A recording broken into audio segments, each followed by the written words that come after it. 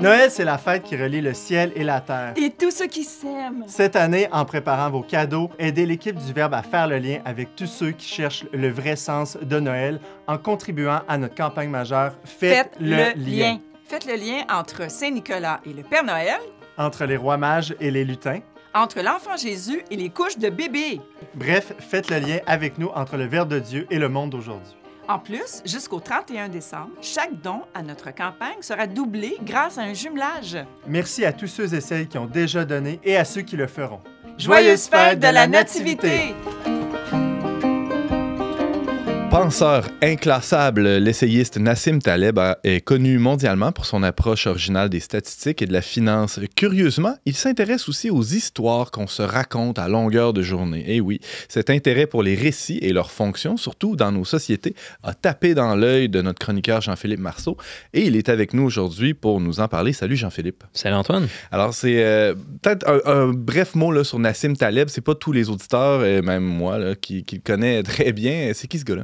C'est d'origine libanaise. Il a étudié en France, il a fini par travailler aux États-Unis beaucoup, où il est devenu très intéressé par la finance pour essayer de fonctionner bien en finance. Il s'est fasciné sur le risque, puis sur les mathématiques du risque.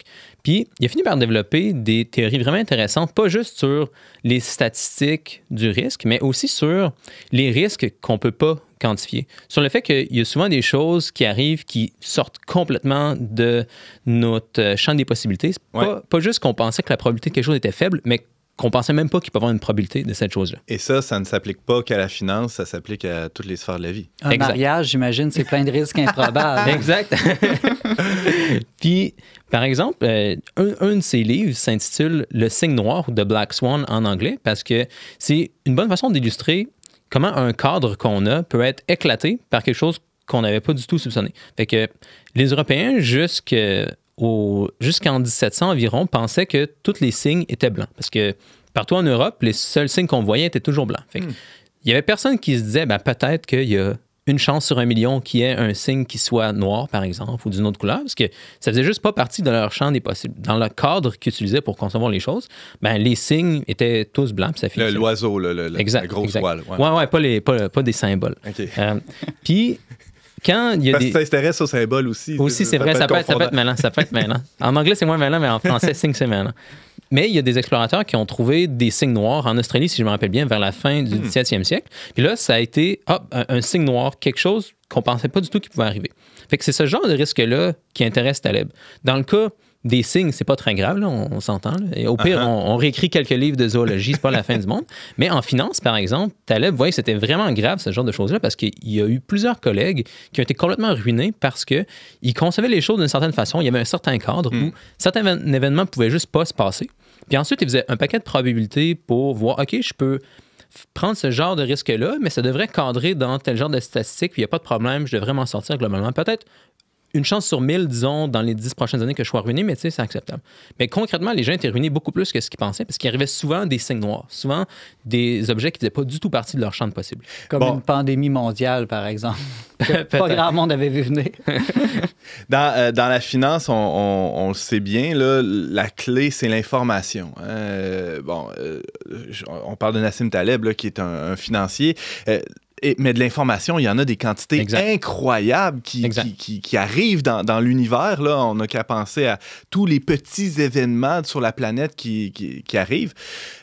Lesquels sont pertinents. Alors, pour arriver à se faire une tête, on se raconte des histoires. C'est un peu ça qui dit Nassim. C'est ça que Nassim va dire. Il a observé ça en finance où il y a trop de données financières sur tout. C'est possible comme de perdre complètement la tête si tu essaies de prendre compte de tous les faits. Fait que tu n'as pas le choix de créer des histoires qui vont cadrer les faits. Puis on ne fait pas ça juste en finance, on fait ça partout dans notre vie. On n'a pas le choix de vivre dans des récits. Mettons, si je demandais à Antoine de me raconter c'est quoi sa journée jusqu'à maintenant. Bien, s'il commençait à me dire chaque fait qui s'est passé depuis le matin, on n'en finirait littéralement jamais. Il raconterait que, OK, là, quand j'ai pris conscience le matin, mon cœur a battu un petit peu, j'ai tassé un petit peu mes bras, j'ai ouvert les yeux, ça pique un peu, je les ai refermés. Il pourrait passer comme une infinité de temps à décrire ça. Puis là, je pourrais aller encore plus précis que ce que je viens de dire. Ça serait du Marcel Proust. Là, ouais. Il y aurait moyen de passer une éternité là-dessus. Puis, c'est pas ça que Antoine va faire spontanément, sans avoir besoin de réfléchir trop, il va dire, je me suis levé, je passais un peu de temps avec ma famille, je me suis emmené au travail, blablabla. Il va raconter une histoire qui va condenser toute la réalité, toute l'infinité de faits, en une histoire simple qu'il peut raconter en 30 secondes, par exemple. Puis ça, on fait ça tout le temps, sans nous en rendre compte. On n'a pas le choix parce que le monde est infiniment complexe. Mais évidemment, le risque à ce genre de récit-là, c'est que des fois, on peut faire des erreurs, comme l'histoire du signe noir, par exemple. Omettre des pans de la réalité. Exact. Ou des fois, on a des simplifications qui peuvent être vraies, mais pas applicables à ce qu'on voulait vraiment faire. Fait que Nassim Taleb, un de ses talents d'écrivain, c'est d'avoir beaucoup de phrases qui restent vraiment dans la tête des personnes. Fait qu'une des choses qu'il dit sur les risques des simplifications narratives, entre autres, c'est « Tu ne devrais jamais traverser une rivière qui fait 4 pieds de profondeur en moyenne. » Parce qu'une rivière de 4 pieds de profondeur en moyenne, peut-être qu'à un moment donné, elle fait 12 pieds, puis là, tu vas te faire attraper dans le courant et tu vas mourir. Mais c'est une simplification comme valide sous certains égards de dire que la rivière fait 12 pieds de profondeur. Ça peut être assez pour calculer le débit de l'eau dans la rivière, par exemple. Il y a un paquet de choses que tu peux faire en sachant ça, mais c'est pas suffisant si tu veux traverser la rivière. Puis, en général, ça veut dire qu'on est pris avec un problème. On n'a pas le choix de simplifier la réalité, de créer des récits pour condenser l'infinité de faits, mais tous les récits qu'on prend vont nous rendre sujet à certains risques. Fait que, comme j'ai dit, il y a le signe noir qui n'est pas très grave, mais en finance, il y a des risques beaucoup plus graves. Où ça peut arriver dans notre vie de tous les jours, ou par exemple, peut-être un exemple classique, c'est, je demandais à Antoine de résumer sa journée. Peut-être qu'il y a quelque chose, disons, que sa femme m'a dit ce matin, qu'il trouvait tout à fait anodin le matin, puis qui a complètement sorti de sa mémoire. Ça ne fait pas partie des récits qu'il utilise. Mais peut-être que dans 2 semaines, il va se rendre compte, oups, finalement... J'aurais dû l'écouter. Ouais. Il y a des choses comme ça qui vont nous surprendre. Puis, qu'est-ce qu'on fait dans cette situation-là? On n'a pas le choix d'utiliser des récits, mais nos récits nous exposent à des risques. Fait que là, Nassim Taleb donne 2 genres de stratégies pour gérer ça. De un, il dit, ce qu'on peut commencer par faire, c'est être empirique, c'est-à-dire essayer de tester les limites de nos récits. Avant d'attendre de se faire surprendre par des signes noirs qui arrivent de nulle part, on peut essayer nous-mêmes de trouver les limites de nos cadres. Qu'est-ce qui pourrait montrer que la simplification que j'utilise est limitée? C'est comme ça qu'on fonctionne en science, d'ailleurs. Là. On a une théorie, puis on essaie de trouver... Ce serait quoi les endroits où ma théorie pourrait prédire quelque chose que je pourrais... Les faiblesses infirmer. potentielles, par exemple. Exact. Fait que, mettons, pour comprendre un exemple qu'on a dit plus tôt, Antoine, avec ce que sa femme a dit ce matin, par exemple, une bonne chose qu'on peut faire pour essayer de comprendre d'autres personnes, c'est de se demander où est-ce que je pourrais me tromper sur cette personne-là. On a toutes des histoires sur les personnes qu'on a autour de nous pour essayer de les comprendre puis d'interagir avec elles. Je peux me demander, mettons, si j'avais tort, à quoi est-ce que ça pourrait ressembler? Si cette personne-là avait tel genre de doute, etc., à quoi ça pourrait ressembler? Puis on peut essayer de voir si ça se réalise ou non, ce genre d'affaires. Ça peut nous permettre de dépasser des préjugés, par exemple, sur des personnes qui nous entourent. Exact. Okay. Puis, il y a plusieurs domaines où on sait que c'est ça qu'il faut faire pour arriver à un niveau de maîtrise. Par exemple, dans le cas des grands maîtres d'échecs, ce qui fait qu'un grand maître devient un grand maître, justement, au lieu de rester un débutant, c'est qu'il va beaucoup passer de temps à essayer de trouver les faiblesses des coups qu'il fait. Donc, il y a une posture assez sceptique pour essayer de trouver, OK, si je fais tel genre de coup, à quel genre de risque est-ce que je m'expose? Versus les gens qui sont plus débutants aux échecs, ils vont avoir tendance à s'emballer un peu sur le positif, à essayer de penser à ce serait quoi les bonnes choses qui pourraient arriver si je faisais tel ou tel coup. Fait qu'en général, même chose en finance, Taleb va recommander, au lieu de penser trop à qu'est-ce qui va te rendre riche, puis c'est quoi comme les bons aspects de tes stratégies, essaie de trouver qu'est-ce qui pourrait montrer que tu as complètement tort, qu'est-ce qui pourrait t'échapper. Fait qu'il y a une posture d'humilité là-dedans. Exact. Simon? Est-ce qu'il n'y a pas un risque qu'on se mette à plus rien faire? C'est-à-dire que, tu sais, dans le fond, je suis tellement tout le temps en train d'évaluer les risques, finalement, je passe jamais à l'action. Exact. Je pense que Taleb répondrait que ça, c'est un risque aussi. Là. Si tu fais complètement rien, tu es en train de prendre beaucoup de risques, fait que tu n'as pas le choix de prendre des risques. Une façon dont Taleb le dit, c'est que il est très audacieux sur les prédictions qu'il va faire. Puis après ça, il est très honnête si ses prédictions ne se réalisent pas. L'autre façon de valider ces récits-là ou de vérifier à quel point les récits qu'on se raconte là, englobent le réel, c'est quoi? Je vais te laisser dire. C'est le test du temps, comme Nassim Taleb en parle. Ce qui se passe, c'est que disons, si j'utilise un récit pour comprendre quelque chose, plus le récit fonctionne bien, moins il va souvent avoir des signes noirs qui vont montrer que j'ai tort, puis je vais devoir réviser mon récit. Donc, si un récit est très bon, il va avoir tendance à survivre très longtemps sans avoir besoin de beaucoup de modifications. Puis inversement, si un récit n'est pas très bon, il risque de se faire mettre de côté assez rapidement. Par exemple, ça fait des années qu'on sait que la meilleure patate frite à Québec, c'est chez... Ashton, ou je sais pas trop. Créer un débat. Ça fait des décennies, il y a peu de chances qu'il arrive quelque chose qui détrône cette donnée-là ou cette histoire-là dans les prochains mois. Exact. Même Taleb prend un genre d'analyse qui permet de voir, je pense, de façon assez convaincante, même intuitivement, je vais vous le dire, parce que vous allez trouver que c'est vrai, là, qu'on dirait la durée de vie d'une entité non périssable est directement proportionnelle à sa vie actuelle. Fait qu'il applique ça pas juste à des histoires, mais aussi à des théories scientifiques ou à des récits, des livres, etc.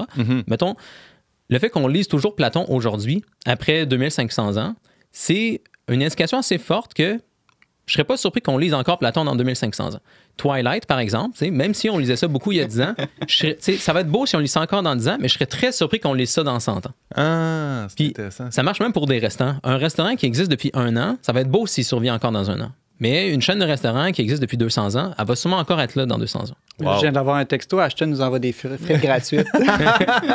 Il y a des récits, tu parlais de Platon, mais il y a d'autres récits aussi qui ont bien traversé l'épreuve du temps, Jean-Philippe. Exact. Nassim Taleb, c'est un chrétien orthodoxe assez dévoué qui pratique tous les jeûnes, etc., parce qu'il voit que le récit chrétien survit depuis 2000 ans, qui se répand, qui permet aux gens de vivre dans un cadre solide où ils n'auront pas trop souvent des signes. Ça arrive toujours des signes noirs, pas, mais ça arrive moins souvent que si les gens avaient d'autres récits. Fait que c'est une façon étonnante un peu de défendre le christianisme, le fait que c'est un récit qui fonctionne bien, puis on n'a pas le choix de vivre dans un récit, donc Taleb opte pour celui-là. Wow. Est-ce que l'athéisme a un récit? C'est quoi? On vient de rien puis on va nulle part? C'est ça leur récit? En fait, c'est intéressant. Taleb ne dit pas exactement ça sur l'athéisme, mais il dit des choses similaires sur des récits scientifiques modernes, parce que l'athéisme, ça reste une histoire. Là. Comme tu dis, c'est une histoire, disons, qui vient comme quoi... les choses sont apparues, on ne sait pas comment, avec le Big Bang. Après ça, il y a des lois qui ont fait leurs effets sur l'énergie, puis là, ça s'est condensé en particules, en atomes, etc., jusqu'à l'évolution aujourd'hui. Fait qu'il y a quand même un récit dans cette histoire-là. Mais Nassim Taleb raconte que, vu que ce récit-là, il n'est pas très, très vieux, on ne devrait pas s'attendre à ce qu'il survive encore très, très longtemps.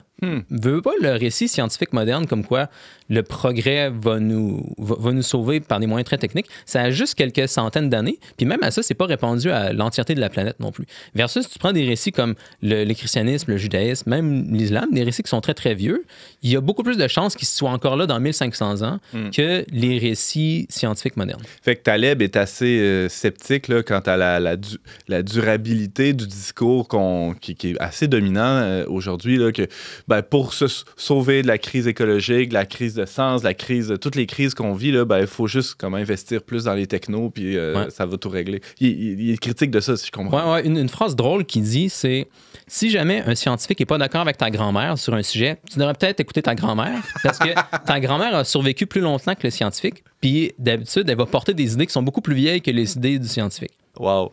Je vois dans tes notes, il y a une autre phrase, je pense que c'est de lui, hein? Pas tout ce qui arrive pour une raison, mais tout ce qui survit pour une raison. Exact. C'est un peu l'idée du restaurant aussi qui survit depuis un bon bout de temps. On a des bonnes raisons de croire qu'il va être pérenne. Jean-Philippe Marceau, c'était fascinant. On peut lire ton texte sur le sujet sur leverbe.com. Je rappelle que tu es éditeur pour le blog de Symbolic World et chroniqueur régulier à On n'est pas du monde. Merci beaucoup. Merci à vous.